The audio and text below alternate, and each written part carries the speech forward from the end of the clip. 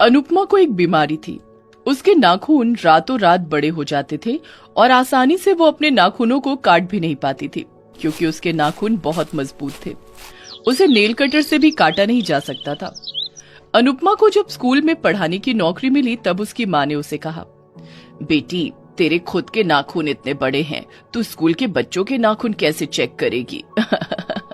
मजाक मत करो माँ, वैसे ही मैं बहुत परेशान हूँ। परेशान तो होगी ही बेटी, बचपन से कितने सारे डॉक्टरों को दिखाया, लेकिन किसी ने ये नाखून बढ़ने वाली बीमारी के बारे में सुना तक नहीं था। वही तो, पता नहीं स्कूल में क्या होगा, मैं मजाक न बन जाऊं स्कूल में। अनुपमा का डर ही सच हुआ। नाखून काटने के लिए घर में उसका एक इलेक्ट्रिक कटर था। पेड़ काटने के लिए जो इस्तेमाल किया जाता है उसी का छोटा रूप। सुबह सुबह उसी से नाखून काट कर अनुपमा स्कूल चली गई। प्रिंसिपल सर ने अनुपमा को 7वीं कक्षा में जाने के लिए कहा। अनुपमा पढ़ाने के लिए चली गई। Good morning miss. Good morning. सभी बैठ जाओ और कोई किताब मुझे दो। मधु नाम की एक लड़की किताब देने के लिए आगे आई और किताब लेते वक्त अचानक से मधु का हाथ कट गया और खून निकलने लगा। ये क्या हुआ? चोट कैसे लगी? हे भगवान, मेरे नाखून बढ़ रहे हैं। अनुपमा के नाखून बढ़ रहे थे। नाखून से मधु को चोट लग गई थी।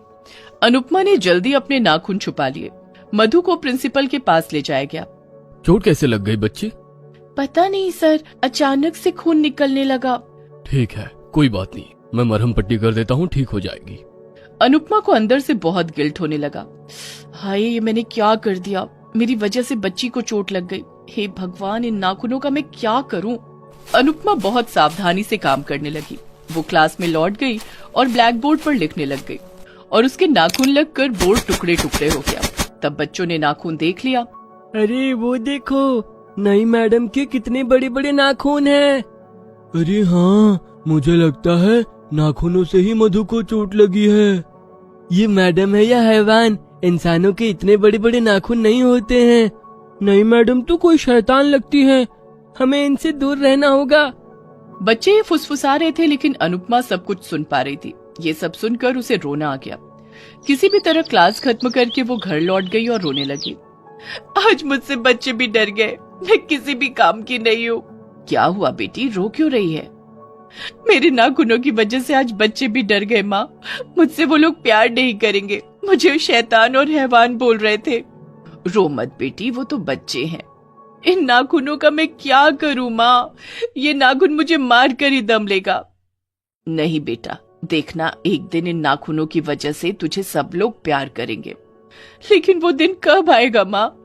आएगा बेटी, आएगा। तू बस सही वक्त का इंतजार कर।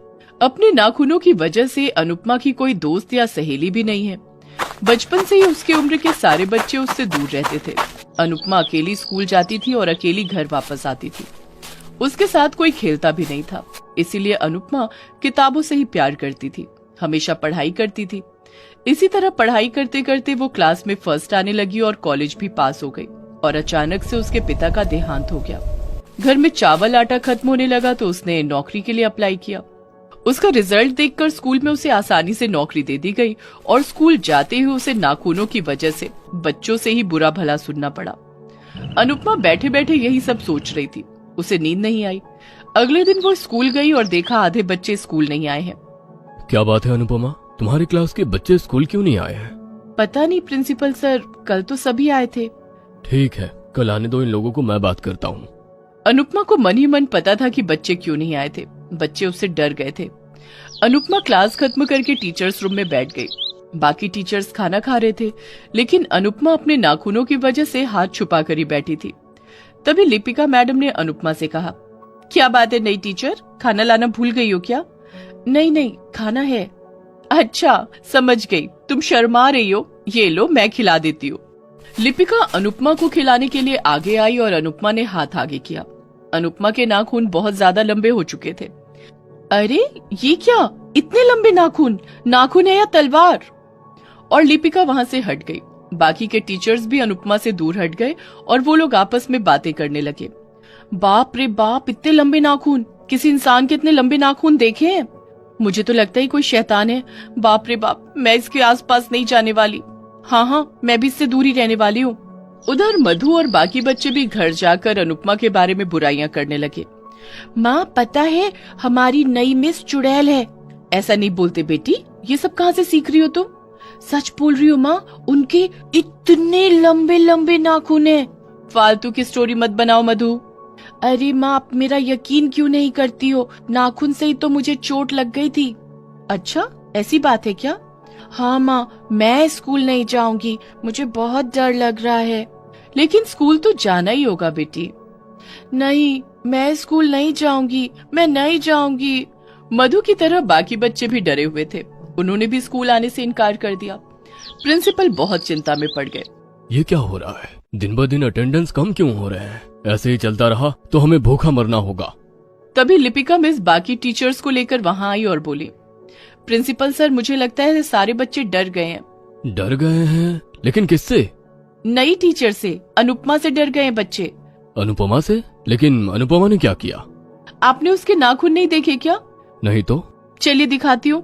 प्रिंसिपल चुपके से क्लास के अंदर झांक कर देखने लगे। अनुपमा के तलवार जैसे लंबे नाखून थे और वो नाखून सूरज की रोशनी से चमक रहे थे। अरे ये तो सच है, इतने लंबे नाखून। अगले दिन स्कूल के बाहर बच्चों के माता पिता आकर भीड़ लगाने लगे। हमारी मांग पूरी करो, नहीं तो हमारे बच्चे इस स्कूल में नहीं पढ़ेंगे। प्रिंसिपल सर बाहर आए। क्या बात है? कैसी मांग? हमारे बच्चे नई टीचर से डर गए हैं। उनकी उंगलियों में लोमड़ियों के जैसे नाखून हैं। हाँ, मैंने देखा है। नई टीचर को स्कूल से निकालना होगा, नहीं तो हम हमारे बच्चों को दूसरे स्कूल में पढ़ाएंगे। नहीं नहीं, ऐसा मत कीजिए, मैं देखता हूँ। प्रिंसिपल ने अनुपमा को ऑफिस में बुलाया। अनुपमा रोते हुए आई। मुझे पता है सर आप क्या बोलोगे, लेकिन इसमें मेरी कोई गलती नहीं है सर। मेरे नाखून बचपन से ही ऐसे है।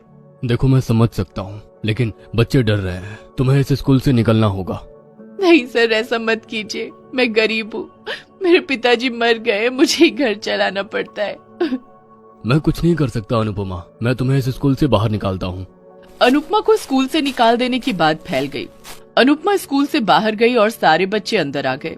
अनुपमा रो रही थी और तभी अचानक से एक जोरदार भूकंप शुरू हुआ। अरे ये क्या हो रहा है? सब कुछ हिल क्यों रहा है? मर गई, मर गई, बचाओ बचाओ। भूकंप की वजह से पूरा स्कूल टूट पड़ा और उसके अंदर सभी बच्चे और टीचर फंस गए। अंदर से चीखने चिल्लाने की आवाज आ रही थी। बाहर बच्चों के माता पिता परेशान हो रहे थे। अब क्या होगा? अब इन्हें कौन बचाएगा? कोई बचाओ मेरी बेटी को।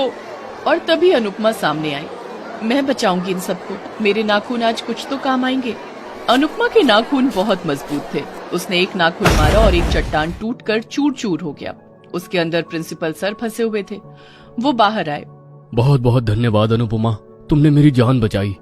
इसी तरह अनुपमा अपने नाखूनों से चट्टान तोड़ती रही और एक एक करके सबको बाहर निकालती रही और 1 घंटे के अंदर उसने सभी बच्चों और टीचर को बाहर निकाला। हमें माफ कर दो अनुपमा, हमने तुम्हें गलत समझा। हाँ मिस, आप बहुत अच्छी हो। सभी अनुपमा को गले लगाने लगे। रातों रात अनुपमा अपने नाखूनों की वजह से फेमस हो गई। चारों तरफ उसकी तारीफ होने लगी और उसे सरकार के इमरजेंसी विभाग में नौकरी मिल गई। नाखूनों की वजह से उसे इज्जत मिलने लगी और वो खुशी खुशी जीने लगी।